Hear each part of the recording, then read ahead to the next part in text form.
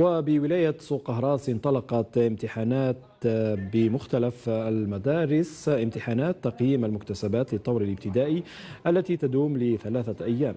في مقابل ذلك أبدى التلاميذ أريحية تامة بعد اجتياز الامتحان، خاصة مع مرافقة أوليائهم.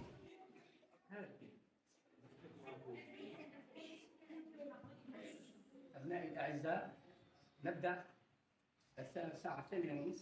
فتح الكيس أول مرة يفتح.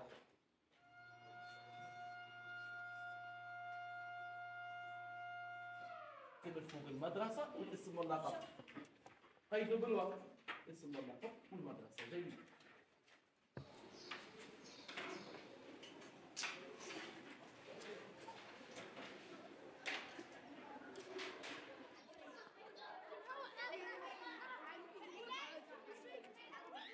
أن أولادنا كانوا أفراد من هذه العائلة الكبيرة، أنا ما نقولش مدرسة، نقول عائلة كبيرة، لأنهم من سنة رابعة كانوا مهيئين نفسيا لهذا اليوم. يعني لا كان حتى طرف ستريس أو طرف ضغط نفسي بالنسبة للتلميذ، وكأنه امتحان جد عادي. اليوم استجنا تقييم مكتسبات في مادة اللغة العربية، كما كان بسيطا ولم تكن فيه أي صعوبات، كما كنت في عام كامل وأنا أحضر هذا التقييم. كما ساعدتني أمي في هذا الامتحان في مراجعة دروسي، وكانت دائما تساعدني. المرافقة النفسية لأولادنا، وهذا مهم جدا، لأن العلامة كعلامة ما تمثلش يعني القدرات التلميذ.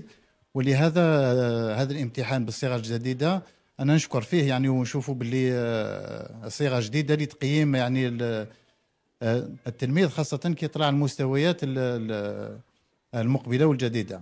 الإصلاحات الجديدة للامتحان هذا مقارنة بالسنة الماضية، الإصلاحات اللي تم فيها تقليص المعايير والكفاءات. هذا أعطى فرصة للتلميذ أنه يطلع أكثر على امتحان تقييم مكتسبات، مما يعني أنه التلميذ في أريحية